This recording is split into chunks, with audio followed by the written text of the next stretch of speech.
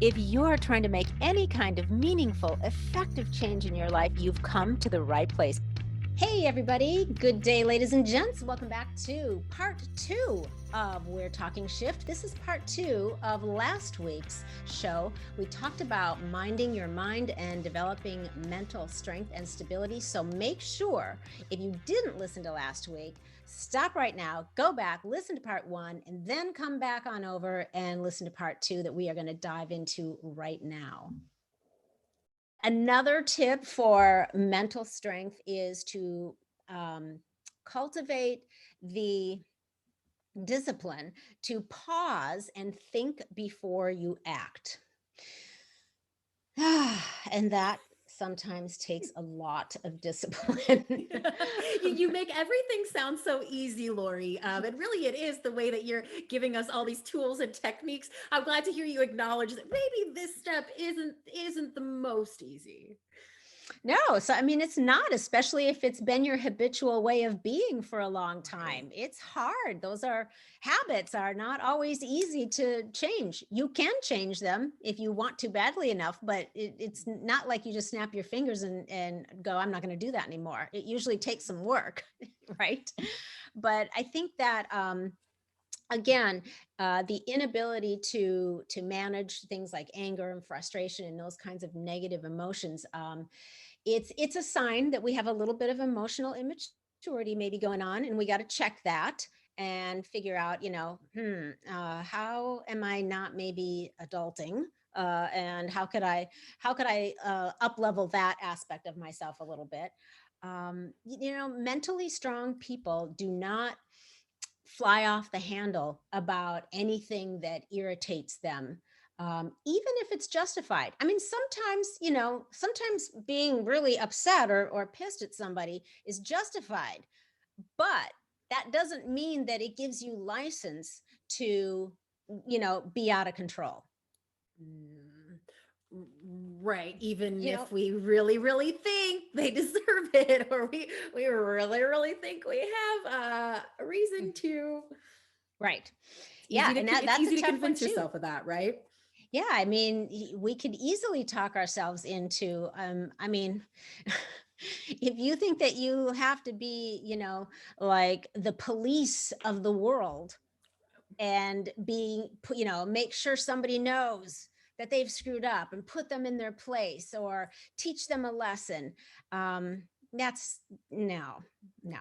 And it's unless they've hired you to do that, it's not your job. Or unless they're your kids, in which case it is your job. Other than that, it's not your job. Your job is to manage yourself. Um, That's a good reminder.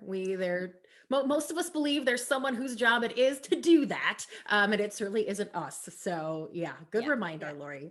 Well, it is. I mean, when you've got the strong mental habit of self-awareness, you are able to manage yourself in a way that is classy, even if it's a situation where maybe it's an employee, and that employee is royally messed up, and they do need to be reprimanded in some way, but you don't fly off the handle and berate them in front of everyone else and really put them down. You handle it in a mature and classy manner, and you take them aside, and in private you let them know what needs to change. It doesn't mean that you let people get away with stuff that they shouldn't be getting away with. It means there's a way to handle it in a mature and classy fashion. Right, and in that scenario, aren't you even giving that person more opportunity to grow, and ensure that it doesn't happen again, instead of just because Yes. they don't want to get in trouble? Right. Yeah, because if you go the other way, which is, I'm going to rip them a new one in front of everybody, the likelihood that that person is going to want to change or grow or do better in that scenario is pretty slim. What's more likely is that they're going to want to quit, leave, and slash your tires and key your car on the way out. So nothing good comes of that, right? Okay. So, all right. So here's the thing, without self-awareness, and this applies to that person too that, just got berated, maybe wrongly, in front of everyone, and is now ready to, slash tires and key cars on their way out the door. Without that self-awareness, you can't realize the mistakes that you make, because we do all make mistakes. All the time we make mistakes. And if you don't have the self-awareness to know that you're making a mistake, or maybe you could have handled yourself better in a certain situation, um, if you can't see that or allow that that's possible in yourself, then you can't adjust, you can't correct course, right? You can't learn and become more emotionally mature and responsible. So, you And know it yeah, and I always hate to add to a bad situation the feeling that, um, oh, someone did something wrong, and now I'm the one who has to be sorry because of the way I handled it, or because of the way that I reacted to them, or I made what was a minutely bad situation really, really terrible, because I blew it up. And then you're just adding so much more time to it to Mhm. get over, and putting so much more energy into it. And I can just think of several occasions where I thought, wow, if you would have just handled that a little differently, it would have been a lot easier for you, would have made zero difference to, the person who wronged you. Yes, I agree. And it can be really a big thing, or it can be little things. I'll give you an example, and I'll tell you why this is a constant to me anyway. Self-awareness is just a continual practice, hopefully until the day you die, because that self-awareness, is something that if you start to lose sight of it or lose touch with that, then you can get real comfortable in the person that you are, and you may have become a pretty awesome person, but there's always room to grow. And if you get super comfortable and stop kind of looking at yourself and the way you are moving through the world, it's easy to get a little sloppy. And I'll tell you, I'm guilty of that myself. And I'll give you a brief scenario, literally just 2 days ago. So Eric and I are out picking up we're in a sporting goods store, and we're picking up, we're looking for a Frisbee for the dog, for Nikki, and a particular type. And it's like one of those big, like, Sports Authority type of stores. So it's like everything in there, clothes and all that. And we're coming through the men's section on the way out, and Eric's like, "Oh, I kind of like this shirt." And he picks up a shirt, and I swear it's like identical to like 12 other shirts he has. And I go, and I said, I should have not. I'll admit it. And I was like, well, then don't look at that one. You already have so many shirts like that. And it just struck him the wrong way. Uh-oh. And he just, like, he was irritated. And I was like, what, why would you want to buy another shirt that you have, like, already a dozen shirts that look just like that? That was my train of thought. So he's like, forget it. Yeah, And so we Uh-oh. leave, and then he was kind of upset. And I was like, I thought about it, and I was like, that was really rude of me. I should not have said that in that way. And if if he wants to have another shirt like that, then whatever. And the point is, he never says anything like that to me. But if I go out and I buy a piece of clothing, there's never any question about it. So I was like, I felt really bad, because I thought, okay, that was just, I didn't pause, I didn't think about it, I didn't consider where he was coming from at all. And this is just a little thing, but little things become big things and especially if they pile up and you don't address them. So we talked about it later on, and I went up to him after I thought about it, later when we got back, and I was like, you know what, I was so wrong, I'm so sorry, and I apologized. Mhm. And I said, that was just wrong of me. I should have never said that, and I shouldn't have thought that, and you never do that to me. So I gave him a full out apology, and he felt better. And then we went back to the store the next day, and he found a different shirt. So it all turned How out how different, Loree? not much, actually, not much. But the point is, he was happy with it. And it just, it was a situation though, a little tiny situation though, that caused me to go, I have to check myself, because it's really easy, especially around the people that you're most comfortable with, to just whatever, say whatever. And no matter how practiced you are at minding your mind, Mhm. every now and then we need to check ourselves, because it's pretty easy to get sloppy and you don't realize it unless somebody tells you.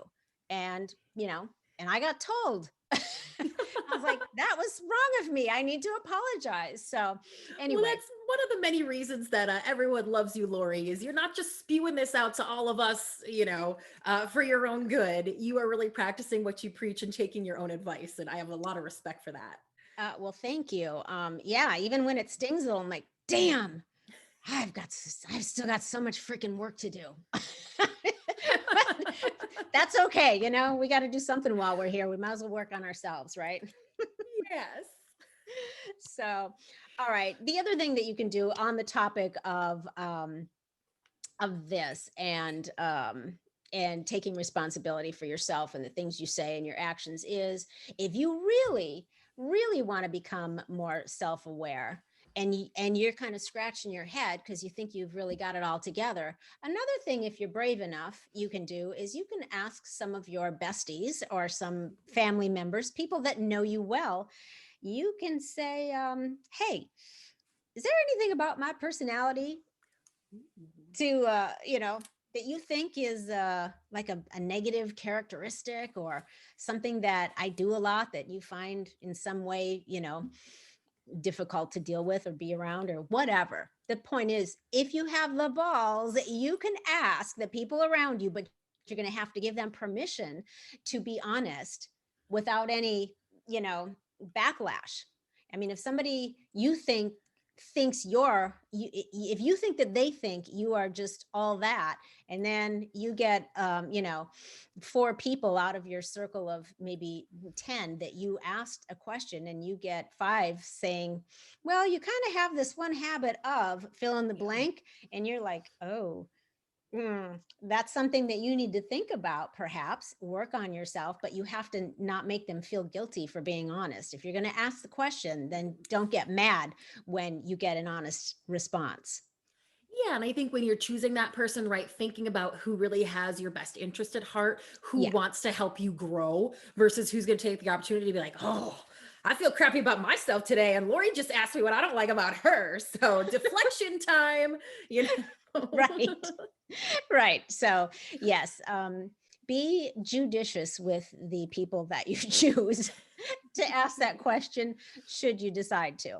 But it's a very interesting, God, there was a book that we had, I can't remember what it's called now. I'll have to look for it, years ago. But there's a section in there with a whole bunch of, it was like finding your color or something like that. And it assigns colors for your personality based on your answers to certain characteristics that you check about yourself. And so you do this quiz, and then it says, oh, based on your answers, you're a yellow person, and the yellow personality or character is blah blah blah, or you're a blue, or you're a red, or whatever. So it kind of gives you, it's like a personality test, I guess. And then the personalities are like color coded. So that's one that you can do on yourself, which is very interesting. And then the other thing you can do is you can give that same quiz to those people that you trust, and say, I'm working on myself and my self-awareness, and I want to grow. And would you be willing to fill this out according to what you think I am? And then they check the things. And it's very interesting to see what other people see as characteristics in you. Like, you'll see some people don't see what you consider as a strength, and it's not checked at all on there. Or some people will check things that you're like, I never looked at myself like that. So it's really revealing. Well, yeah, that seems like a really productive way to do it, right? Like kind Yeah. of in more inspiring and focusing on your strengths. Yeah. And just kind of that fun aspect of like, do people see you the same way as you see yourself? As scary as that is, who's not Mhm. curious to get those answers? Right, exactly. So I'll have to find that. I'll see if I can find out what book that is, and we'll try to put it in the show notes if I can dig it up, for people that are interested. It's pretty interesting. Okay, so pausing and thinking before you act. I think we've covered that. The last tip, then, basically, it's kind of the opposite of that. Mentally strong people are also, in addition to being able to pause and have measured responses, but they are also able to assess the reality of a situation on the spot. And if there is, danger, or it's something urgent, or safety is threatened, they are able to take action very quickly. Mm. Sometimes, depending on the scenario, your life might depend on being able to see things for exactly as they are in the moment, and then act very quickly. So that brings us kind of back around to the first one, which is embracing change, being flexible and Right. adaptable. So you also have to have the mental strength and fortitude, the ability to do some fast critical thinking, and determine if this is something that I need to pause and think through, or no, this needs a response immediately. And so being flexible and adaptable, again, and having that mental strength, being able to mind your mind, is going to enable you to make a very quick move if needed, to switch gears quickly. Yeah, what a breakthrough I think that could be for someone who doesn't consider themselves to be very decisive. But when I think about like, oh yeah, it takes me a long time to make a decision, I don't think of that as being something that could hinder me in a life situation. I didn't equate that with being able to adapt quickly. Right. But you're right, it's all kind of on the same wavelength. It is. I mean, you could be like, let's take an extreme. If you're like a doomsday prepper, you might have, like, your backpacks and all this stuff, like, ready to go in a worst case scenario, and so you've prepped. But if you don't have the mental strength and stamina to know when is it actually time to pull that trigger, and you pause too long because you're unable to make a decision, and you're questioning and you're not sure, then it kind of defeats the purpose of being ready to go at a moment's notice, if you can't be flexible enough and adaptable enough to be ready to go at a moment's notice. Yeah, yeah. Wow, that's a great example. Yeah, yeah. I mean, it's nice when everything is cool and calm and comfy, and you have all kinds of time to shop and find the cutest backpack and get all your stuff together that you think you're going to need to survive, when the Man, it's day going of to the be cool to be the wa- last human left on Earth. What am I going to do right. with myself? Yeah, yeah. So, the day of the Walking Dead is upon us, and you've got all your stuff, but now you are too, you're not strong enough mentally Right. to actually do what you need to do. If you're going to hide in a closet, The zombies uh are going to get you. right, exactly. So there's that. So yeah, it's really good to be able to cultivate some mental strength, to learn how to mind your mind. So when you hear me saying mind your mind, that's what I'm talking about, is manage your thoughts, manage how you feel and what you're thinking, manage that. Don't let it run away with all kinds of, indecision, or anxiety, or scenarios that haven't even happened yet. It takes away your power. And, there are a lot of other mentally strengthening habits that, you can develop to help increase your mental fitness. Those are just a few to help get people started. Those are a few that, I've experienced myself, that I've talked with clients about. Those are all of those you'll find most psychologists and therapists, will talk about these same points and others. So there's a lot of validity to these things that we're talking about. So Life experience approved. there we go. There we go. All right. Now, creating all of these mentally strengthening habits means that you're going to also have to give up any detrimental habits that you may have. So, again, we're back to resisting change. I mean, when the world around you is changing and you refuse, if you're the one, then that is, by refusing, you're the one that is going to keep yourself stuck. You're the one that's going to suffer. You're the one that's going to get left behind. And so, in order to get unstuck, as we say in We're Talking Shift, you have to begin by shifting your thinking. And that's what all of this is all about. So self-awareness, controlling emotions, focusing on the things that you can change. So you have to be willing to get rid of a habit that a lot of us have of resisting change. Change is scary for people because it represents the unknown, the uncertainty. And so again, if you're going to keep resisting that, you're going to stay stuck. So that is one habit that you're going to have to try to get comfortable letting go of, loosening your grip on that. Victimhood and dwelling on negative stuff from the past. That is another detrimental habit. Mentally strong people do not dwell on negative stuff from the past, and they are not of a victim mindset at all. It is a colossal waste of time. So, as I say, you look back to learn, you consider the facts rather than the emotions, and then you focus on what you can do now. You look back, you learn, and then you leave it behind you. Yeah, and I love how all of this works together. If you're doing all those 10 things that you should be doing, you don't have to Mhm. worry about, slipping into a victim mindset.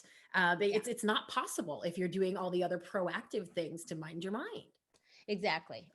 When we are feeling sorry for ourselves, and it's one thing when something happens and maybe you have, a short, brief pity party, an event sesh with your best friend, and then you're over it, in an hour or two. I mean, it happens. Sometimes you got to process stuff and that's how it happens. Yeah. But that's a little different than victimhood, than wearing the label of I'm a victim. So, that kind of wallowing and that kind of victim mindset lands us literally in emotional quicksand. It's just you can't Ooh. get out of it then. You can't move forward when you're in quicksand. You're stuck. And so, in order to build your mental strength and stamina to become more mentally fit, to be able to mind your mind, you have to let go of that label of being a victim. That's the only way you're going to get unstuck. That's a great visual, the emotional quicksand. I think Hmm. that's just something that's easy to remember that I can kind of think in my head, like, oh, don't step into that emotional quicksand, you know? Hmm. Grab onto the nearest vine, whatever you got to Right, do. right. Ask somebody to throw you a rope. Usually somebody will. They'll Yes. help you, but you gotta want to get out of it. Right, right. And if we're taking control of our perspective and embracing that things are happening for us, not to us, again, we're Hmm. just so much more empowered than Yeah, feeling like the victim. right. If you really believe that things are happening for you and not to you, then the the victim mindset isn't anything that would even dawn upon you. It's not even in your universe. Right, right. Because you're not going to get anywhere with that. Right. Okay. The other detrimental habit that we will have to get rid of is self-destructive behavior or unproductive behavior. So, a lot of unproductive time is spent doing a lot of things like, if you're in the habit of watching TV 12 hours a day, that's Oh, I was unproductive. just gonna say, you're not coming for my shows, are you, Lori? Oh. Not 12 hours a day of them. I love my shows. We have our shows at certain time of night when we're ready to shut down. We have our favorite shows and we do watch a couple of hours of TV at night. But 12 hours a day? No, that is a lot of wasted lifetime staring at a tube. It really Oh, is. let me tell you about the career quicksand. It's very easy for me to convince myself because I cover a lot of entertainment news, pro wrestling, that kind of a thing, that it is part of my job Yeah. to watch a lot of TV. So this you're really speaking to me here, Lori. I promise I'm listening. I'm not resisting change. I know. And with there are some things like that, like what you said, where you are justified in keeping your finger on the pulse of things because it is your work. And the same goes with social media. Yes. If that is tied into your work and the way that your profession or the way you make a living, I get it. You have to have your finger on the pulse of that too. You've got to spend some time on there. But we all know how easy it is to realize that we've just spent a lot of time on there that had nothing to do with, you know, with advancing our work or promoting our work. We've just gone lost in social media, you know, in the tunnel. And That's such a great example, and probably a lot more relatable for a lot of people. That is a big aspect yeah. of what they have to do. And man, can that be a dangerous place for your mind, right? Well, yeah, because you know, if you are trying to have mind your mind and build mental strength and stamina, and you are trying to, you know, move forward in your life, getting lost in those places is just, well, it's just, it's wasted time. It's wasted time. At the end of the day, I know I've said this before, but I'll say it again. At the end of the day, nobody on their deathbed, I guarantee, will ever say, I wish I would have spent more time on social media. I guarantee it. I promise those words are never going to leave anybody's lips. So, That's a safe bet. yeah, so you have to manage it well. You know, I think there's an app. I've been meaning to look for this. I know there is. I don't know what it's called, but I think there's an app, right, that you can get on your phone that shows you how much time you spend on social media. It keeps track of it. If you have an iPhone, it Yeah. actually is built right into the iPhone. It's called a screen time, and it can tell you a Oh. whole lot of things. It's something that you turn on. It may already even be on. You might not know it. Thank you, Uh-huh. iPhones.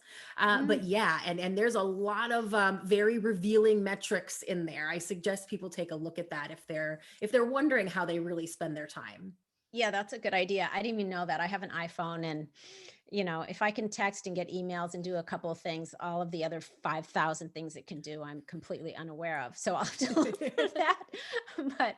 But yeah, and if you don't have an iPhone, I know there are apps that you can get that will do that. So I think it'd be an interesting experience if, you know, if you're somebody that's like, well, I do spend a lot of time, because usually what you think you're doing and what you're actually doing are usually don't line up. So it might be a fun experiment for somebody to do that, you know, and check at the end of the day or at the end of a week and see just how many hours you did devote to hanging out on Instagram or Facebook or Twitter or wherever you like to hang out, right? Yeah. So the other detrimental habit that has to go if you're going to make your mentality more fit, I guess would be a good way to say it, is letting go of self-destructive emotions like negative self-talk and beliefs about yourself. Well, the negative Mm. self-talk and the negative beliefs generate the destructive emotions. So if you are somebody that is thinking things like, you know, I'm not smart enough, I'm not skilled enough, I'm not worthy, those are very common. The I'm not worthy is a really, really common belief that a lot of people have, which is sad because everyone has the same worth. So, um, you know, it depends on your mindset. It depends on what you've been, you know, taught to believe growing up. There's a lot that goes into that. But the point is, if you have those kinds of thoughts and beliefs, then those thoughts and beliefs are going to generate negative emotions. Well, because obviously they're negative, they're self-destructive.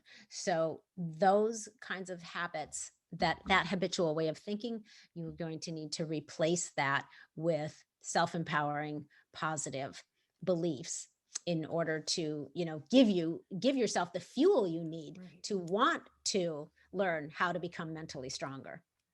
Yeah, I know imposter syndrome is something that I Hmm. feel like we're starting to hear a lot more about in the last couple years, something that people are acknowledging. And I guess it is as simple as you're considering your worthiness, right? You think, oh, I'm not worthy for this job, or, you know, to be amongst these people, or to be considered someone who would be paid for Hmm. a speaking gig, you know, I mean, I think that Yeah. they go hand in hand. Absolutely. That's a big one. I remember when I first was hearing about that a couple of years ago, I was like, oh, I get that. I totally get that. And then, you know, I've talked to some other people that I thought are like, you know, at the top of their game. And they're like, oh, yeah, I have that. I mean, so it's not uncommon, even for people that we think, you know, have the world by the tail and have their shit together and are doing it well. They still have that too. So that's a tricky one. And a lot of us, I've had that certainly all the time. Oh, I Oh really yeah, know enough to I'm be. sure Gary Vee has moments where he goes, "Oh, but I mean, I'm not Oprah," you know? I don't know. I hope he does, because when you listen to him, it's like, now he never has that thought. Right? Like Never. he's so confident. Yeah. He's so right. I know, but it'd be nice to be a fly on the wall of his brain for a few minutes sometime, just to see if he does ever have that. Somehow I think he's immune. I don't know. At Well, least he's and got all believing that. yeah, right? Yeah, so I guess maybe that's part of it too, at least fake it until you can be confident? Well, and I guess the other part of that, yes, is to feel like, well, if what you're putting out into the world, if you are getting feedback, that even if you feel like imposter syndrome, but if you're getting feedback from people that are saying, that really helped me, or thank you so much for doing that, that resonated with me, then even if you're feeling that, you're doing something right. Yeah, well, I mean, I just think with a job like what you have, being a holistic health practitioner and a life coach for people, did you ever, when you were starting, did you think, who am I to tell people how to live their lives? Or Hmm. did you Yeah. have to deal with that at all? Yeah. Oh, absolutely. Absolutely. Because, um, well, because I was self-aware enough to know I didn't know everything. We don't know, none of us knows everything. So I don't care if you are, the most brilliant psychologist on the planet, or, therapist, or whoever.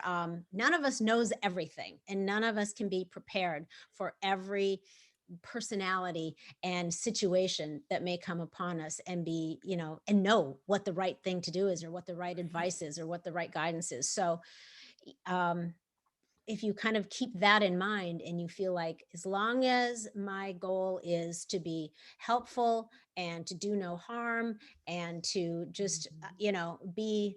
be a co-pilot in someone else's journey, and help them find the things that feel right to them, and navigating it that way, it then you can feel like, all right, even though I don't know everything, I can still be of help to someone else. And the fact that we all still have our own learning curves to go through, Right. as, like, the story I just gave you a little bit ago with Eric, it makes us, because we don't know things, as long as we are learning from our own processes and our own situations, our own mistakes, now we're even more equipped to help someone else. We can Mhm. be more compassionate, we can be more empathetic, because we've been there and done that too. Well, yeah, and to hear that you dealt with it by taking the focus off of yourself and onto others and what you were doing to help them, I mean, that makes a lot of sense. Yeah. Yeah. So imposter syndrome is out there, and many of us, myself included, have experienced it. Not all the time, but there are occasions. But it doesn't mean that we still can't be giving, being of service to people. Yeah. Yeah. Don't let it hold you back from being of service. Yeah. So anyway, and that's kind of like, to wrap it up. I mean, that the mental strength that comes from learning how to mind your mind, it does give us the ability to more effectively help and guide other people, I think. So, um, you know, as we said earlier, being able to help others is a very fulfilling thing. And so the more mental stability we have, the stronger we are, the more we can mind our minds, the more effectively we can be of service to others. So, to wrap it up, I think that if we look at it like, in the body, in our physical human bodies, strength and stability are, well, it's built through resistance. So, like, if you are in the gym and you're lifting weights, the way that you get stronger and more stable is by, lifting weights, or doing isometrics, or, doing something that is resistance based, and meeting that resistance, and taking it on, is what causes the body to become more physically fit. And that same concept can be applied to our mental fitness too. So when we come up against challenges and things that we don't like, our first reaction is to resist.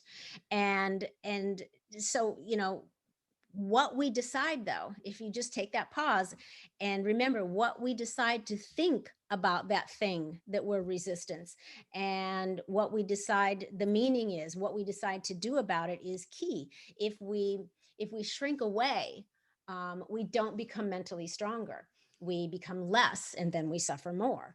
And if we, though, on the flip side, if we rise to the challenge, um, and we adapt or overcome, depending on what's required, then we survive, which is a good thing. Right? That's the idea. We want to survive, right? And then the bonus is, as we become more mentally fit, we also become more emotionally stable. And this mental strength and emotional stability enables us to manage ourselves well in any situation.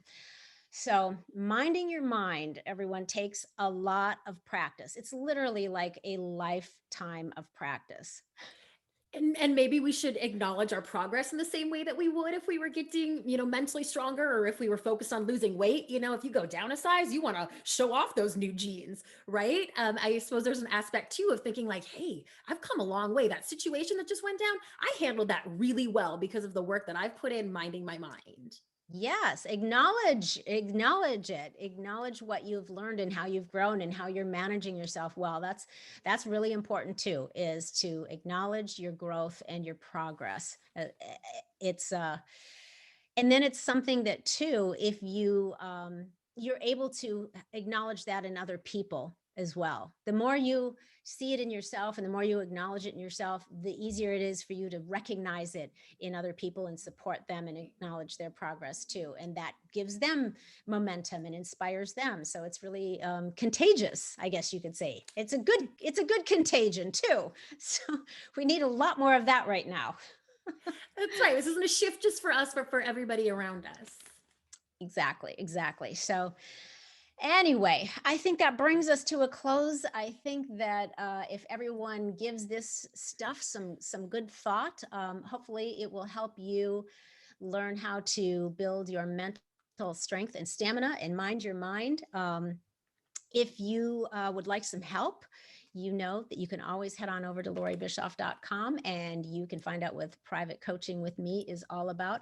Also, if there is a question that you have or a topic that you would like us to explore, go ahead and just send it through the contact on the website, and Christy and I will find it, and we'll try to bring it up on a future episode, and we'll talk through it. Because chances are, if there's something that you are maybe struggling with, then chances are other people are wrestling with the same thing. It usually works out that way.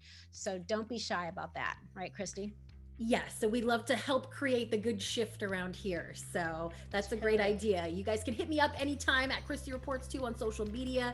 Let us know. I love to know what the takeaways are, what you guys are really getting out of this that's helpful for you. And, tag us. We love to hear that too. So let us know what you're going through. Let Loree help. Perfect. We would love to help and talk about what is up for you. So make sure to subscribe to We're Talking Shift if you haven't already done so you don't miss any future episodes.